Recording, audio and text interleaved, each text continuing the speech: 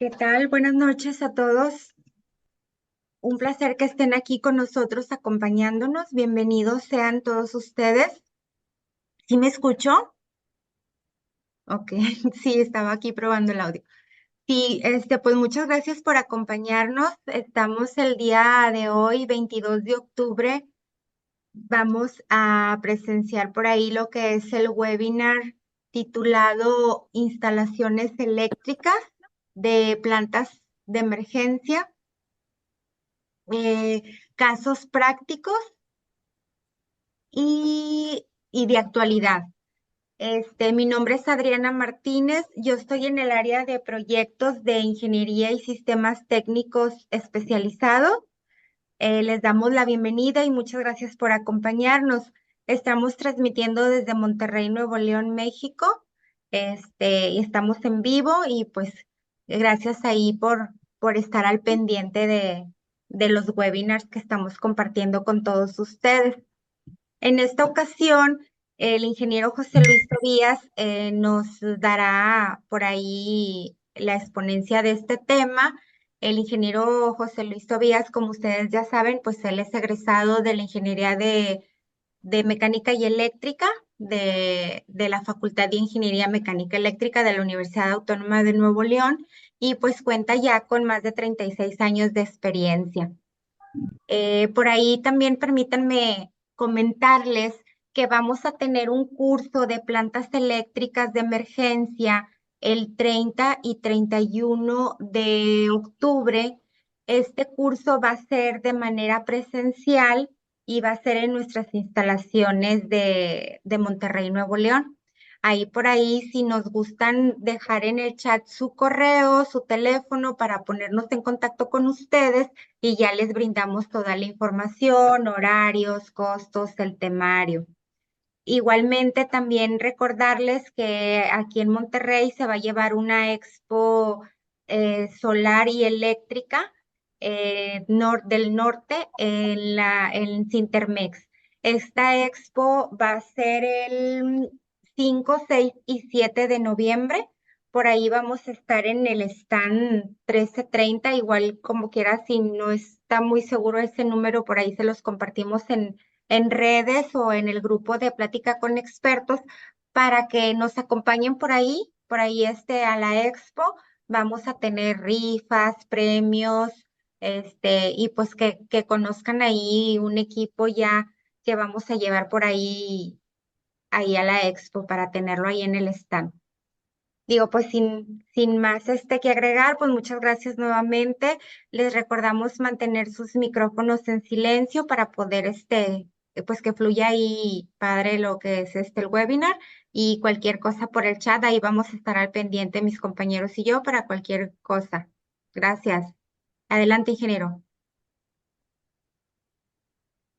Gracias, Adriana, muy amable por la presentación. Y todos, pues bienvenidos, buenas noches. Después de algunos días de no estar en contacto con usted, pues ahora estamos nuevamente. Y un tema bien interesante que tiene que ver con la instalación de las plantas eléctricas de emergencia.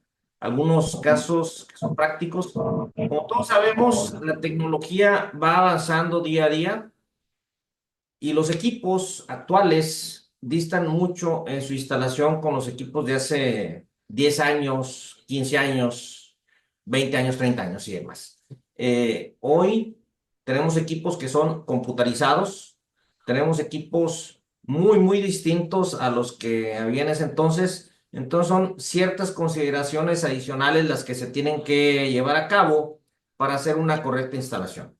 Tenemos por aquí una presentación que vamos a compartir. Vamos a abrirla. Las preguntas son bienvenidas una vez que concluya lo que es el webinar. Entonces, vamos a tener una sesión de preguntas y respuestas al final. Entonces, con toda confianza pueden ahí preguntar cualquier duda que tengan. Bien.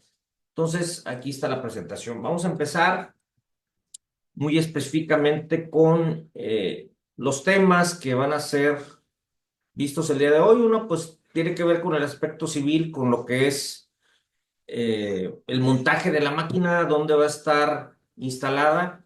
el área o espacio que va a alojar nuestra planta.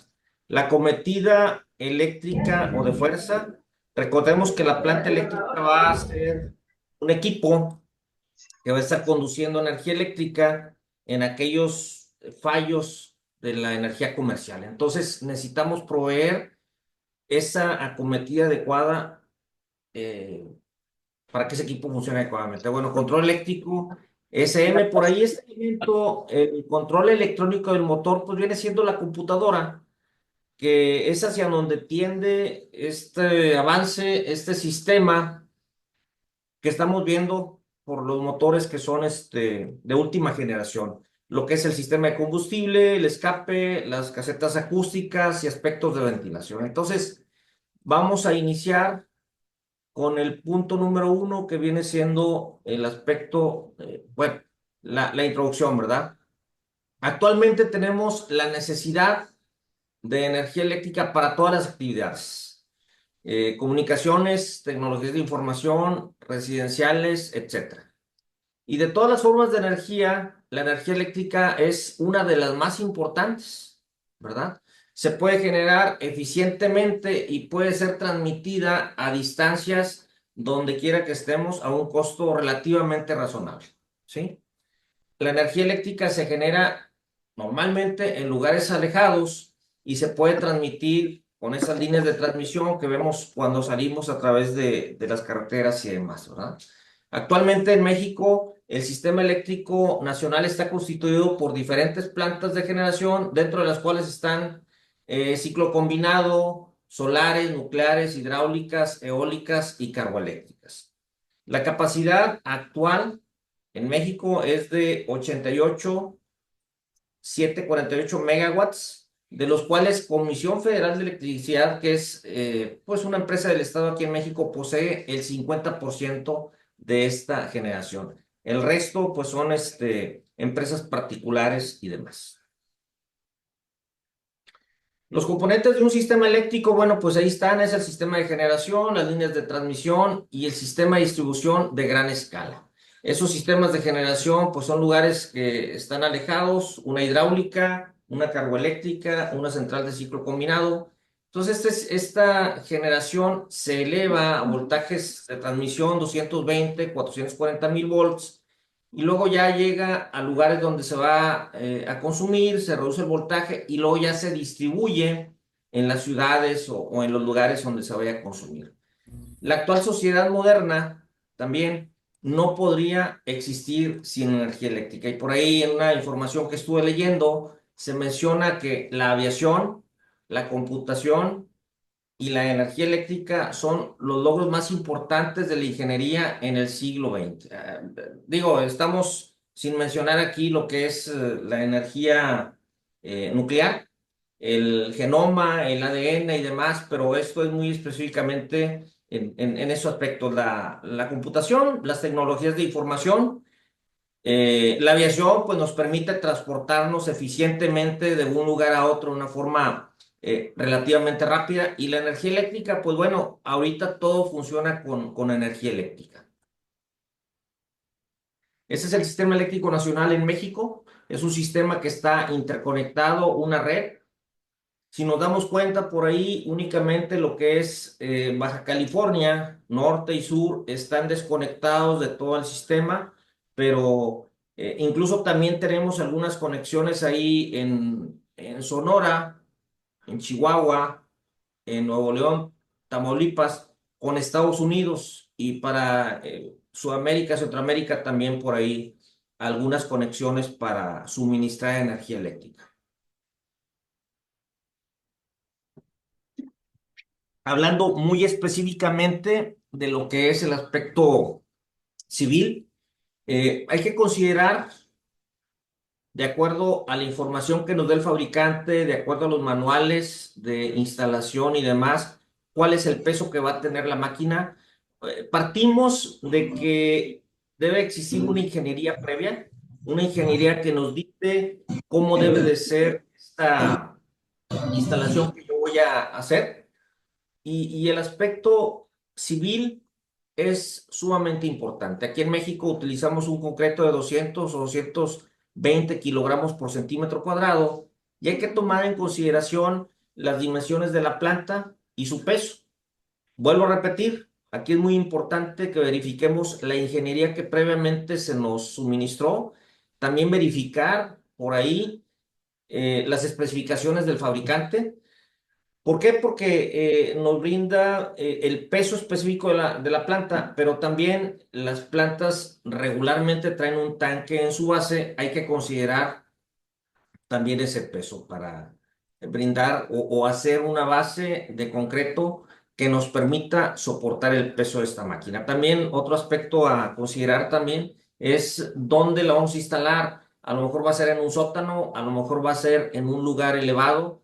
Nos ha tocado, por ejemplo, muy particularmente a nosotros, el desarmar plantas, el desarmar motor y generador para subirlas a lugares elevados. Incluso déjenme decirles que ha habido situaciones en las cuales la maniobra para llevar a ese determinado lugar una planta eléctrica, lo que cuesta esa maniobra, esa grúa, es igual o incluso más caro que lo que cuesta la propia planta eléctrica de emergencia. Entonces, aquí hay que buscar la manera de cómo, de ver dónde se va a instalar y tener todas esas consideraciones. Aquí muestro un armado de varilla en el cual, pues ahí está una planta que se está retirando en ese entonces. En esta parte que está aquí se hizo un armado de varilla y se vacía con concreto. La intención es brindar un soporte, una base que nos permita aguantar el peso de la máquina. Luego también aquí en México se nos pide por cuestiones de protección civil tener un contenedor para contener algún derrame que pueda tener el equipo. Entonces hay que considerar las consideraciones de protección civil y también atender a las recomendaciones del fabricante. ¿Ok? Bien.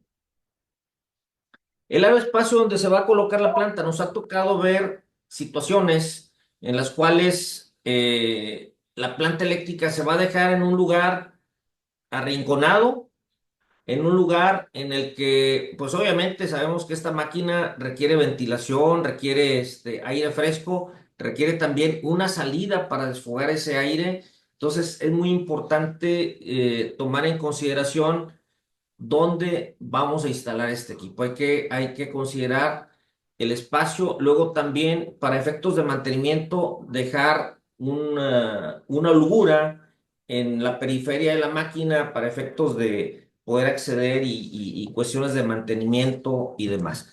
¿Sí me escucha bien? ¿Mi voz sí se escucha bien, muchachos? Ahí queremos Sí, que nos digan, que nos den retro. Perfecto. Sí, Muchas sí. gracias. Muy bien, muchas gracias. Muchachos, ¿de sí, dónde nos gracias. acompañan el día de hoy? Nosotros, como mencionó Adriana hace un momento, estamos transmitiendo desde Monterrey, Nuevo León. ¿Desde dónde nos acompañan? Desde Venezuela. Gracias, Juan. Ciudad Valle, San Luis Potosí. Magnífico, bienvenido. Ciudad de México, República Dominicana, San Luis Nicaragua, Potosí.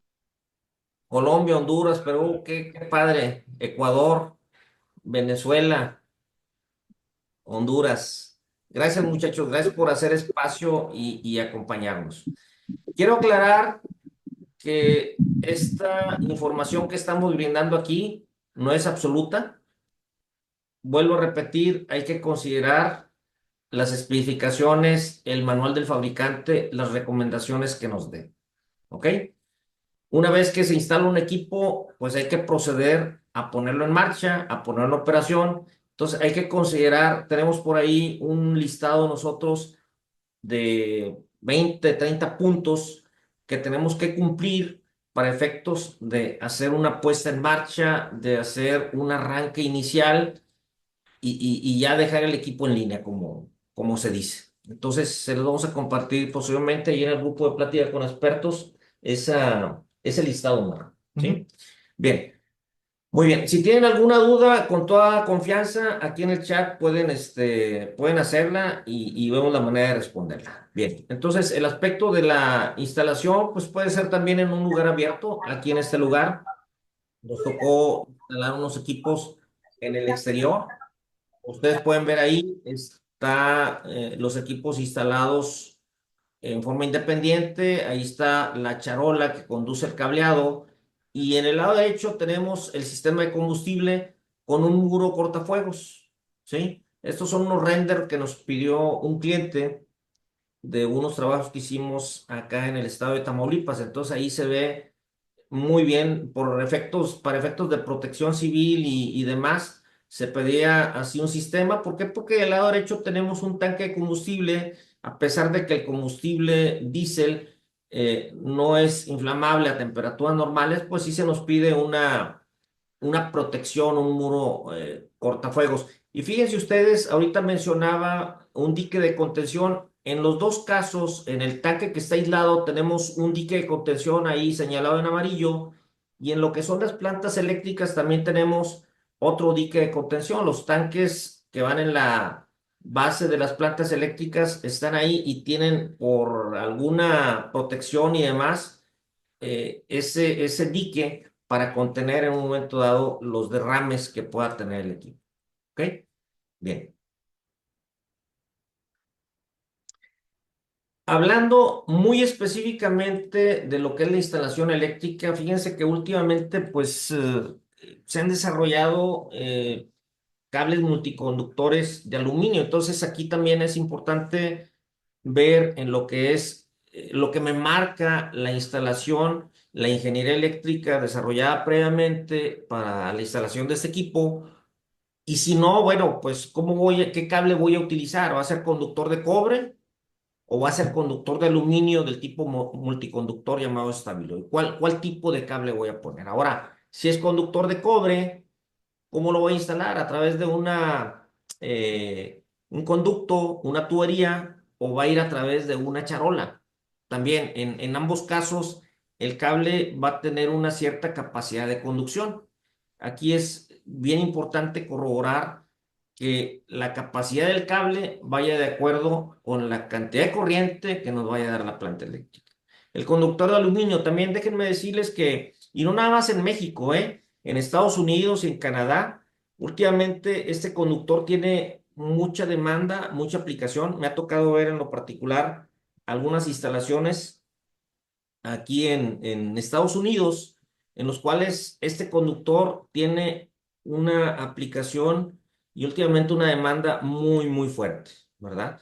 ¿Qué es lo que hay que considerar? Bueno, pues si yo no tengo una ingeniería previa, tengo que considerar a ver cuánta corriente me puede conducir el cable de aluminio y seleccionar el adecuado. Hay que tomar en cuenta la NOM. Aquí en México es la NOM CD 001 2018, o bien el código NEC 2020 o la NFPA 70 correspondiente. Entonces, ambas normas, ambos estándares traen tablas que nos permiten ver la capacidad de conducción del cable, ya sea en aire o en un conducto cerrado. Muy bien. Hasta aquí no sé si tengan alguna pregunta, alguna duda, no sé si esté quedando claro por aquí.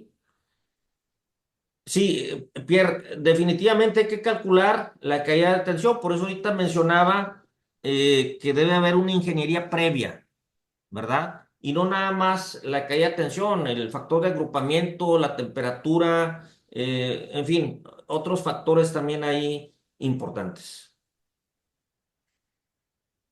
Parece que hay 4 personas, sí. Bien. Y aquí, por ejemplo, tenemos lo que les mencionaba, tubería y al aire. Vuelvo a mencionar, hay que considerar factores como la temperatura, el agrupamiento, la caída de voltaje, entre otros, en estos estudios de ingeniería. Aquí en Monterrey, la temperatura que normalmente alcanzamos en verano son de 45 grados, pero hay estados, como por ejemplo en Sonora, que se alcanzan a veces hasta 50 grados. Entonces, aparte de esto, pues es la temperatura que se va a generar propia por el paso de la corriente y también el lugar, qué tan encerrado está, ¿verdad? Si tiene ventilación o no tiene ventilación. Derecha,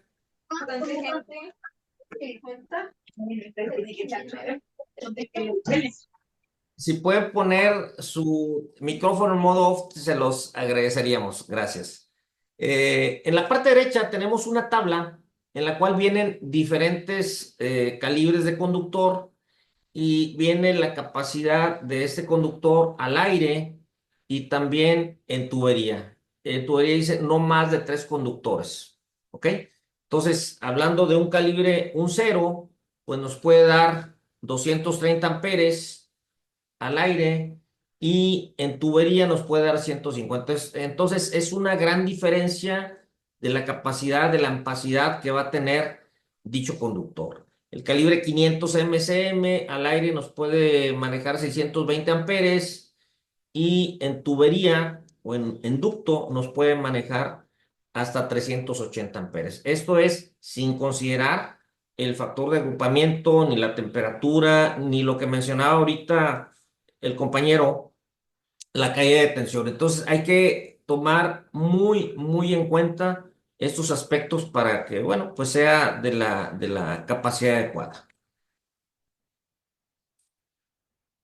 Ujú.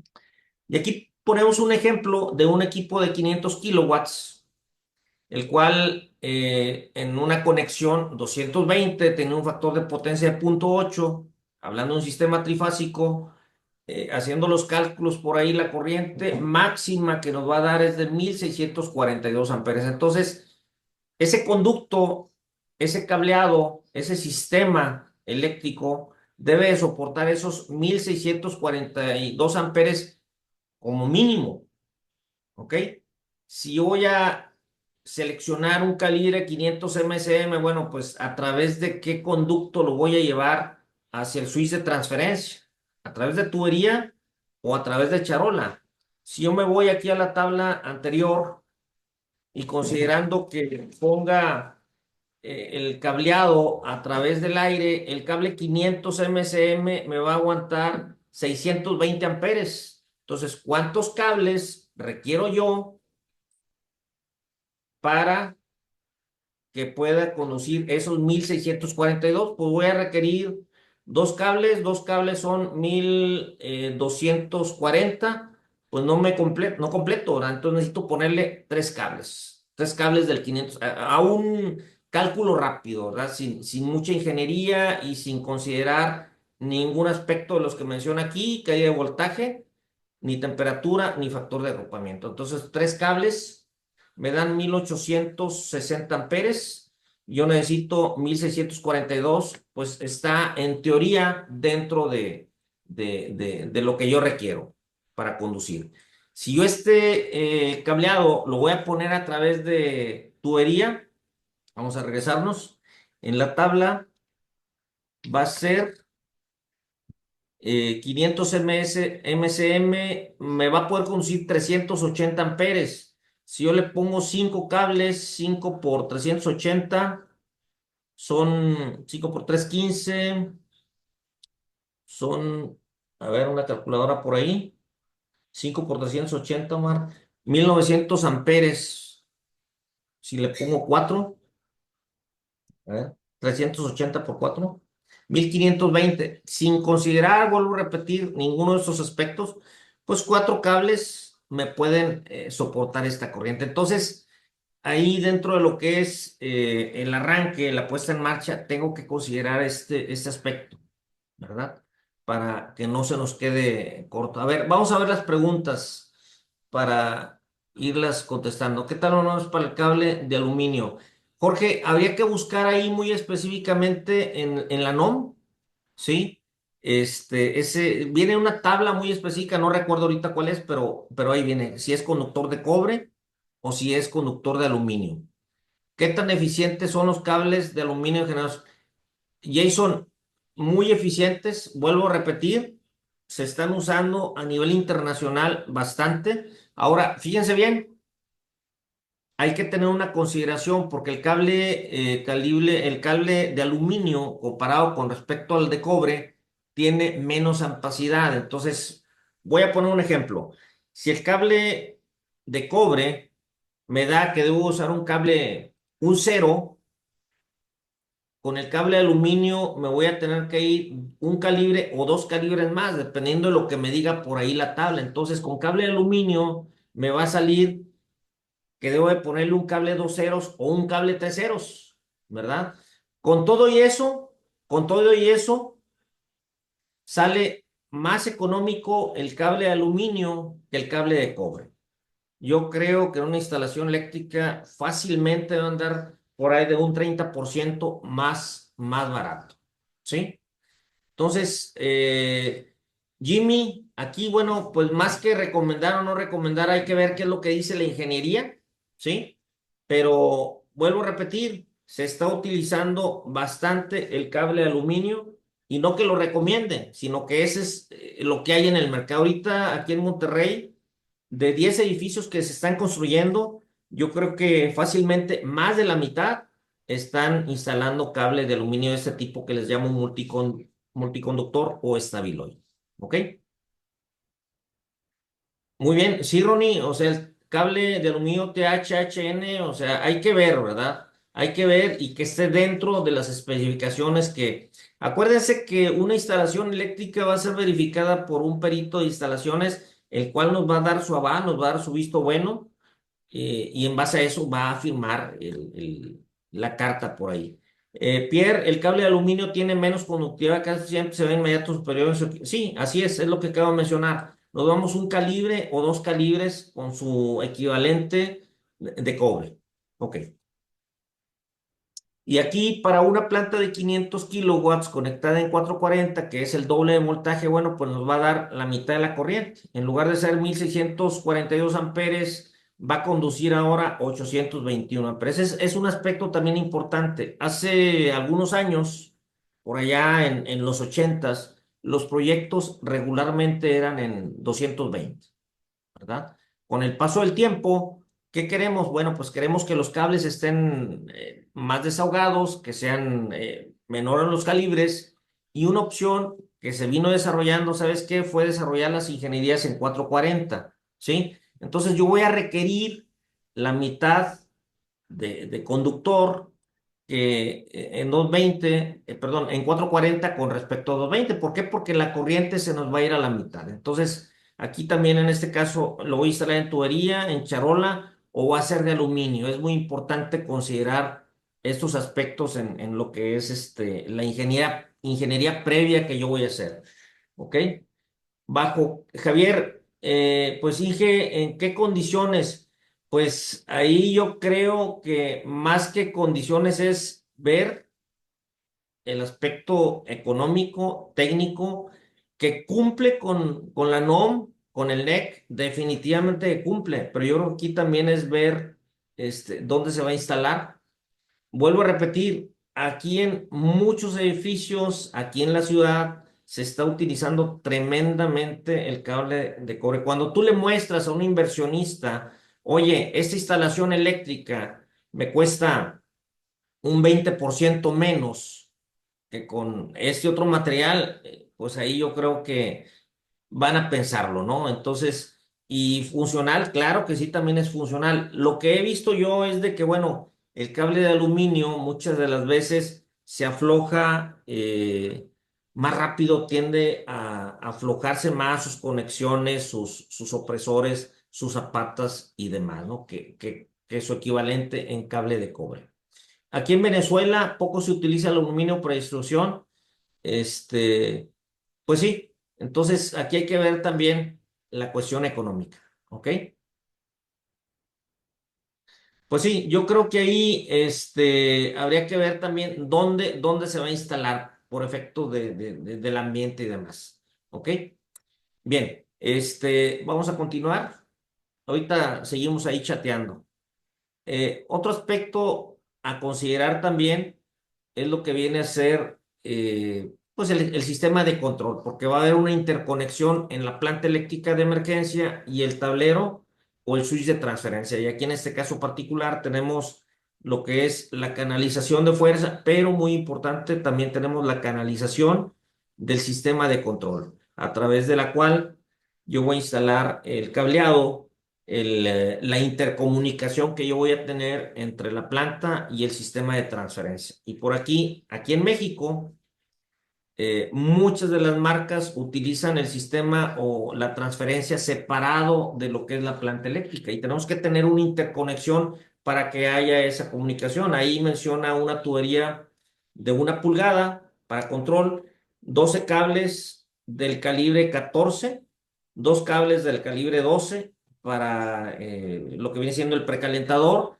y cable de comunicación Belden modelo 9841 de 120 ohms. Este cable es importante resaltar lo que mencionaba ahorita de que los motores son electrónicos, tienen un sistema de comunicación ahí y necesita comunicarse este motor con el sistema de control, el DeepC o el Datacom o el sistema de control que tengamos, ¿ok? El COMAP, etcétera.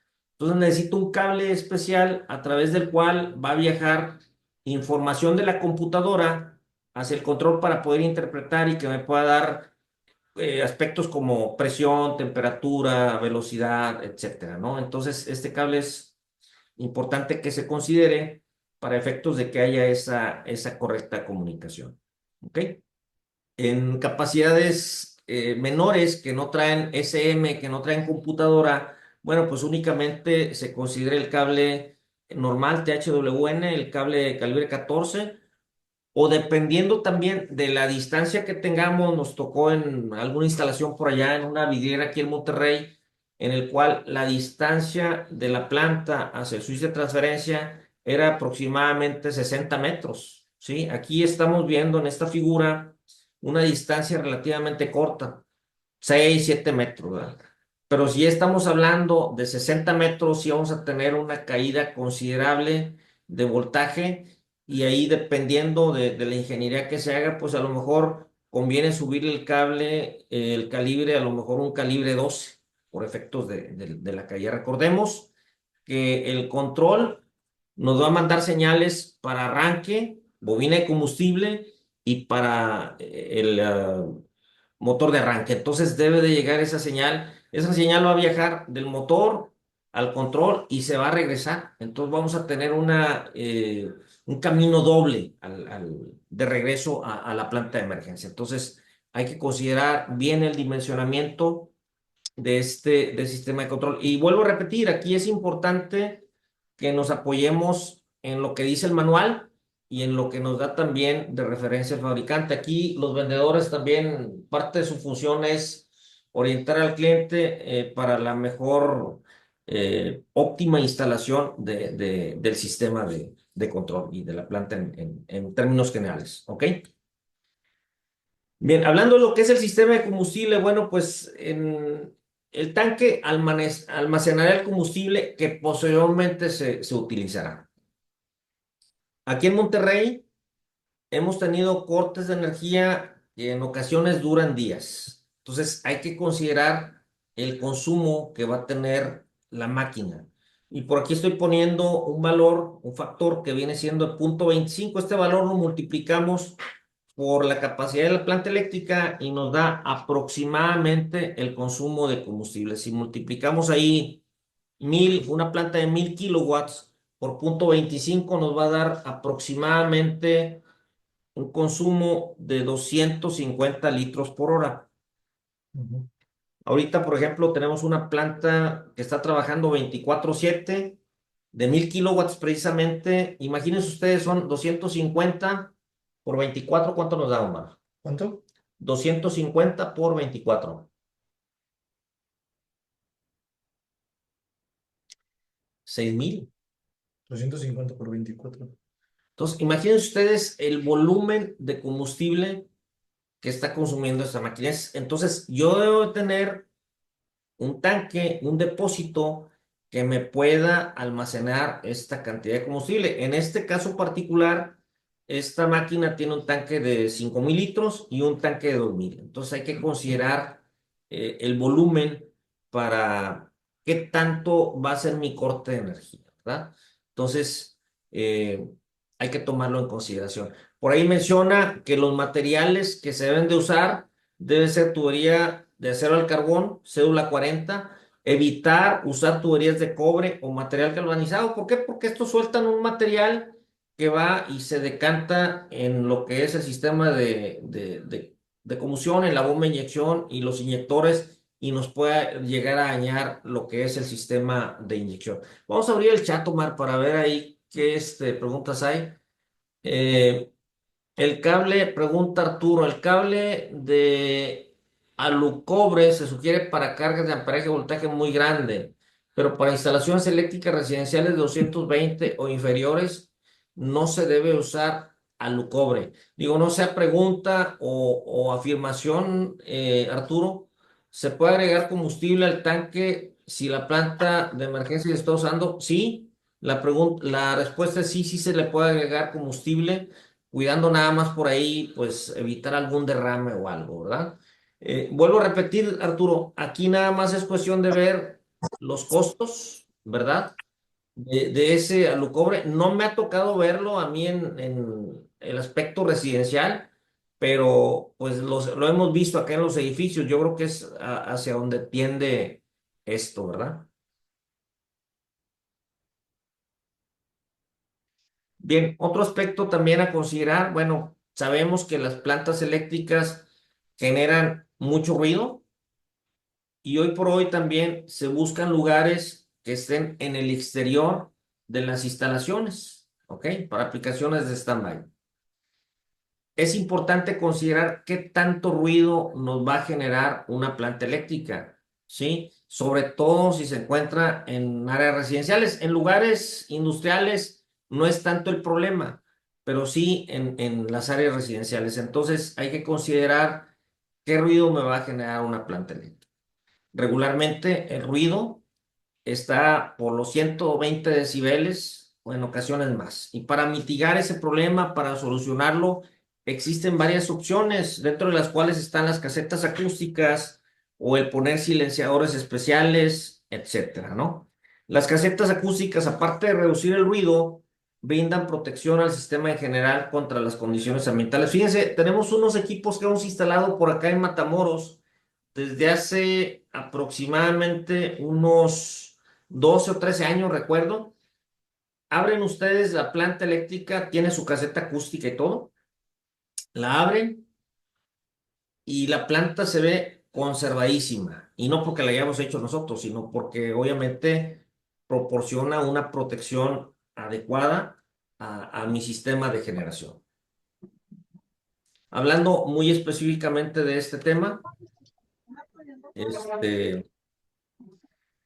si analizamos lo que es el ruido que se genera en una planta eléctrica, bueno, pues tenemos lo que es el ventilador del motor, el ventilador del generador, el ruido propiamente del motor, el escape y la vibración mecánica. Si hago esto, voy a estar generando una intensidad de sonido con una frecuencia. Esta frecuencia va a ser de una cierta cantidad de ruido de decibel y va a tener una frecuencia determinada. En el caso del motor, el ventilador tiene un número de aspas y está girando a una cierta velocidad. Entonces, esa resistencia, ese choque que va a tener con el aire, nos va a provocar un cierto ruido que lo podemos medir, lo podemos aislar y podemos cuantificar esa cantidad de ruido y va a tener una cierta frecuencia. Obviamente, también en el acoplamiento motor-generador vamos a tener otro ventilador y el número de aspas que tiene va, al momento de girar, va a tener una cierta resistencia de un choque con el aire y nos va a estar generando otro ruido multiplicado por el número de aspas con una cierta frecuencia. Entonces, cada una de estas fuentes de ruido se puede tratar de una forma determinada, ¿sí? Entonces, hay que ver, hay que medir cuál es el ruido que se me genera, porque al final de cuentas va a ser una sumatoria de todas estas fuentes de ruido y al final voy a tener una resultante. Esa resultante va a ser 115, 120 decibeles, etcétera. Va a depender de la velocidad de la máquina, el tipo de motor que es, si es a diésel o si es a gasolina, si es a gas. Entonces, cada uno de ellos va a generar un cierto nivel de ruido. Entonces, Aquí lo que nos interesa es saber dónde están las fuentes para saber por dónde atacar. ¿Ok? Gustavo,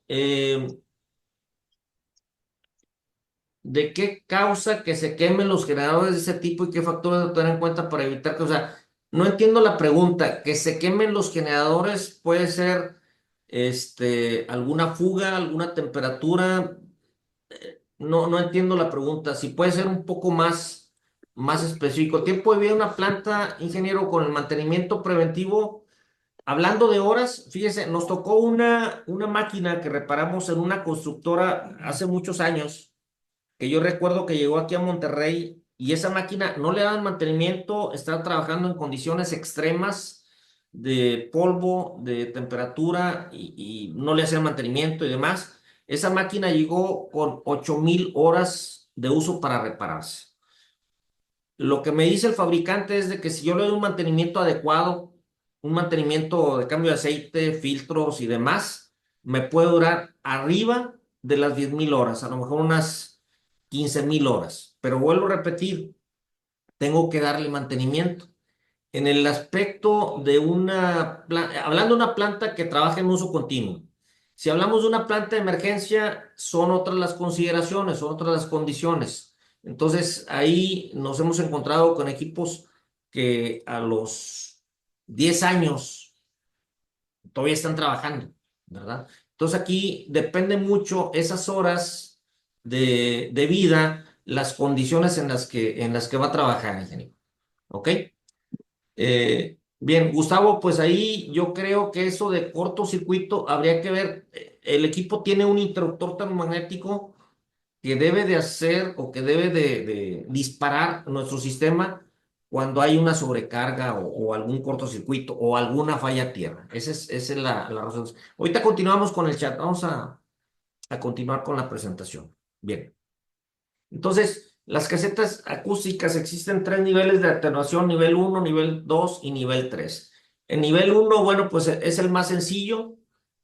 El nivel 2, bueno, viene siendo aquel nivel en el cual la caseta se le adicionan ciertos accesorios para que la reducción sea mayor del ruido. Y ya el nivel 3, pues viene siendo un nivel, no sé, grado hospital, en el cual el nivel de ruido, pues baja más considerablemente. Aquí pongo los dos ejemplos, un equipo que está abierto, 120 decibeles, y un equipo que está con caseta, 75, 80 o 99 decibeles. Y aquí para tener una referencia de lo que viene siendo esos niveles de ruido, pues tenemos una motocicleta con escape ruidoso, 100 decibeles, un concierto de rock, 120 decibeles, un martillo neumático de esos martillos que están perforando en las calles, que está golpeando mucho el concreto, estamos hablando de 130 decibeles. El despegue de un avión, 150. Entonces, una planta eléctrica que está abierta son 120 decibeles. Y aquí, pues, marca un nivel en el cual tengo yo, con nivel naranja, rojo para arriba, que si yo me expongo a esos niveles de ruido, me va a causar un problema a mi sistema del oído. Y aquí tenemos una planta que se está probando.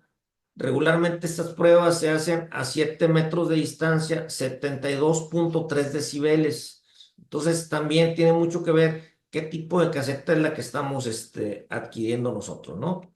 Entonces 72,3, pues viene siendo, yo creo que cae en una nivel 1 de ruido, ¿verdad? Hay ocasiones en las cuales los equipos están instalados en zonas residenciales y aquí por aspectos de protección civil, también por cuestiones de que molesta este ruido, sobre todo cuando son usos prolongados de las plantas, pues ahí habría que ver qué hacer para mitigar más ese ruido. ¿Cómo? Pues instalando a lo mejor silenciadores que reduzcan más el ruido a través del escape o casetas con paredes más gruesas, paneles al frente y en la parte de atrás con trampas de aire para poder disminuir más el ruido. ¿Sí? Bien, vuelvo a repetir, está a 7 metros la distancia que se está tomando ahí en estas pruebas que hicimos. Otro aspecto a considerar también es lo que es el escape. El sistema de escape está constituido por diferentes elementos, dentro de los cuales está el silenciador propiamente de mi sistema, la tubería, el múltiple de escape del motor. ¿Ok? Aquí hay que consultar qué me dice el fabricante respecto al diámetro de la tubería y compararlo también contra qué distancia va a tener hacia la descarga al exterior. Y se nos menciona que al menos debe de ser el mismo diámetro de salida de tu compresor y de ahí para arriba. Existe por ahí una recomendación del fabricante de que cada 5 o cada 10 metros incrementar 1 pulgada del diámetro de ese escape. Pero vuelvo a repetir, aquí hay que considerar qué es lo que nos dice el fabricante, qué es lo que nos dice el fabricante del motor. Recordemos que los gases de escape en una planta alcanzan un valor de 600 grados aproximadamente. Entonces, en muchos de los casos, recomendamos nosotros instalar un aislamiento como el que se ve por ahí en la foto, un aislamiento a base de, puede ser asbesto, puede ser lana mineral, cubierto con aluminio, para evitar que esa transferencia de calor que se irradia nos pueda afectar ahí en lo que es el área donde está la planta de emergencia y esto puede contribuir a que el área, que el motor se nos vaya a calentar. El aspecto de la ventilación, bueno, pues el aspecto de la ventilación también hay que considerarlo. Recordemos que la planta eléctrica va a estar generando calor, el motor, el radiador, lo que viene siendo el generador, todo este elemento va a estar generando calor. Entonces debemos de proveerle un sistema de ventilación a esa área. Si está en el exterior, bueno, pues tenemos una ventaja, se va a disipar en el medio ambiente. Pero si tenemos un cuarto como el que estoy por ahí mencionando ahorita, debemos de poner entrada de aire y también una salida. Esa salida del aire debe ser al menos 1.5 veces el área alrededor para que haya un flujo continuo, un flujo directo hacia el exterior y no tenga yo retornos, reflujos de este aire que se está generando, que es caliente y que puede traer como consecuencia que el área se nos caliente y que se nos pueda proteger el equipo por alta temperatura de agua. ¿Ok? Entonces, aquí hay que considerar esto en el aspecto de la instalación. Nosotros somos bien rigurosos y recomendamos que sí se va a proteger lo que es la parte de enfrente, porque sé que en ocasiones por cuestiones de seguridad, por cuestiones, aspectos de cuestión patrimonial, pues hay que protegerlo, pero hay que poner el medio adecuado para que ese aire salga. En ocasiones hay que poner ventiladores, inyectores de aire o también extractores cuando esas salidas no son lo suficientemente buenas que despejen el aire que se está generando. ¿Ok? Otro aspecto también, bueno, aquí en Monterrey sabemos, vuelvo a repetir, la temperatura en verano es muy extrema. Hay que considerar por ahí este aspecto. ¿Ok? Bien, hasta aquí vamos a abrir, a ver, vamos a ver la que sigue, Omar. Bien, vamos a regresarnos. Vamos a abrir el chat para ver ahí está. El aceite, ¿cada cuántas horas se debe cambiar? Bueno, regularmente, Jorge, se cambia. El primer cambio de aceite es a las 50 horas o a los 6 meses, lo que ocurra primero. Posteriormente, si el equipo está trabajando en forma continua, es a las 250 horas, o bien, si está trabajando como emergencia, stand-by, pues puede ser a las 100 horas o cada año. Aquí, vuelvo a repetir, hay que consultar el manual del fabricante para cumplir con efectos de garantía y vida útil del motor. ¿Ok? Tomás, sí, ahorita explicamos lo de stand-by, prime y continuo. ¿Se puede decir que el motor de planta de emergencia es parecido a un motor de tráiler? Sí, Arturo, en cierta medida, nada más que la diferencia de un motor de un tráiler, trabaja con velocidad variable. Aquí estamos trabajando a una velocidad constante de 1800 RPM. en un tráiler, está trabajando, tú sabes, en baja velocidad, vete primera, segunda, hasta la 16ª velocidad. Entonces ahí es diferente un poco. Allá es velocidad variable, aquí es velocidad fija. ¿Ok? ¿Qué riesgo se tiene de utilizar materiales e insumos a menor costo en los equipos? ¿A qué te refieres? ¿De qué materiales? Regularmente los filtros, pues sabemos, hay marcas de prestigio que son los que recomendamos usar, ¿verdad? En el caso de Cummins, ellos tienen la marca Fleetwood, pero hay otras marcas, Lower Finer, está Goner y demás, todos ellos de marca buena, ¿sí? El generador se cortocircuita cuando el elemento del estator ya está disminuido, por eso es importante la medición del nivel de... Sí, es correcto. Y sobre todo, ingeniero, cuando estamos trabajando en lugares muy húmedos, en lugares en los cuales esa resistencia pueda bajar.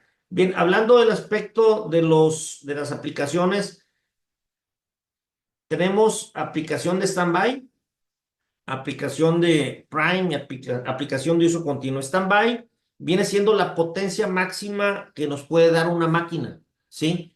Por ahí las especificaciones, las tablas, viene standby o uso continuo o aplicación Prime. Entonces, la aplicación standby es la potencia máxima que yo le puedo sacar a una planta eléctrica de emergencia.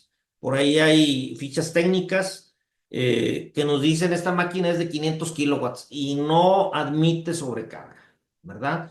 Y yo ese sistema lo puedo trabajar determinadas horas en un año, ¿ok?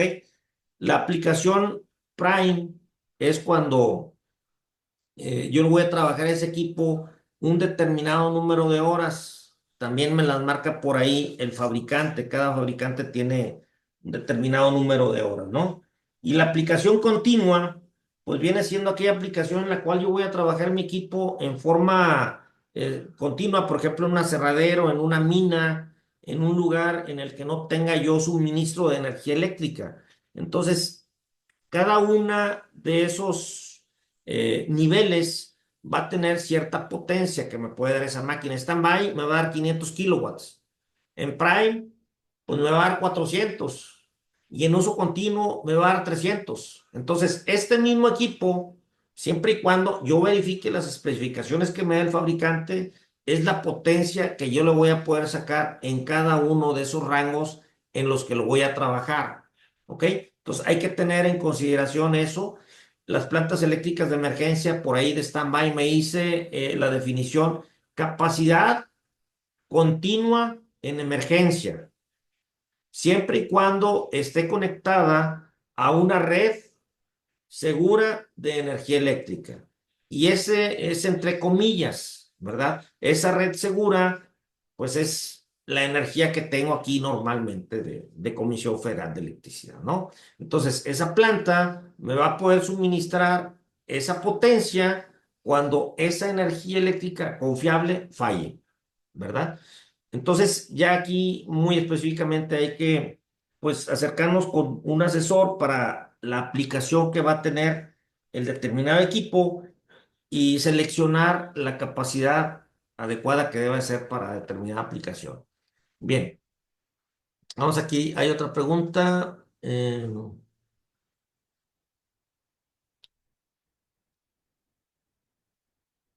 Todos los modelos actuales de plantas eléctricas pueden aprender a apagar remotamente en laptop o celular. Sí, si nosotros ponemos el control adecuado con la interfaz adecuada, lo podemos llevar a cabo, ¿sí? Sin ningún problema. Había una pregunta que decía del mantenimiento.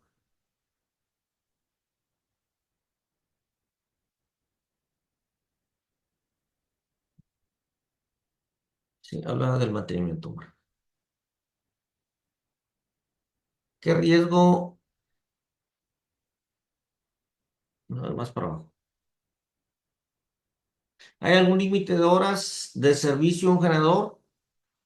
Sí, puede funcionar por varios días. Actualmente tenemos varios equipos que están funcionando en forma continua. Miren, ahorita en México el aspecto de la energía eléctrica es todo un tema. Tú haces el contrato con comisión y se va a tardar determinado tiempo. Entonces dicen que, y es cierto, la energía eléctrica más cara es la que no tienes. Entonces, tenemos equipos que están funcionando 24/7, únicamente los detenemos cuando se le va a dar mantenimiento, ¿sí? Únicamente cuando hay que hacerle cambio de aceite, filtros, que es cada 250 horas, son cada 10 días, 11 días, paramos el equipo y le damos al servicio. ¿Existen niveles de mantenimiento preventivo? Sí, ingeniero, existen varios niveles de mantenimiento. El básico es este que menciono, cambio de aceite, filtros. Pero de ahí en más, si nos vamos a aplicaciones, por ejemplo, en una mina, sabemos que en una mina existe mucho polvo, existe otras condiciones ambientales, entonces ahí ya, dependiendo del programa de mantenimiento que se tenga, pues a lo mejor es parar completamente en equipo, hacer un megueo, hacer un chequeo de lo que es el generador específicamente, en un lugar que es de costa y que también está trabajando 24/7, pues hay que considerar el aspecto de la humedad, porque como sabemos, la humedad se mete por todos lados y eso hace que baje la resistencia de los devanados y puedo tener algún problema, ¿no? Este, todas las plantas de emergencia eléctrica aplica para hacer el mantenimiento predictivo. Sí, también, Arturo, el mantenimiento predictivo, sabemos que esto es en base a estadísticas, en base a mediciones que haga y en base a ello ver qué es lo que requiero hacer. El mantenimiento preventivo es importante. Últimamente nos hemos también enfocado en una planta eléctrica. Sabemos que el tablero de transferencia está energizado 24/7, por lo cual es importante verificar temperatura, termografía. Y a través de la termografía nosotros vamos a ver más allá de ver cómo está internamente los contactos, las zapatas, las conexiones y demás. Entonces, nos arroja mucha información a efecto de ver si requerimos parar, desenergizar el sistema, apretar, buscar falsos contactos y demás. ¿Ok? ¿Hay otra pregunta por ahí? Bien. No si tengan alguna pregunta, prácticamente estamos ya sobre el tiempo.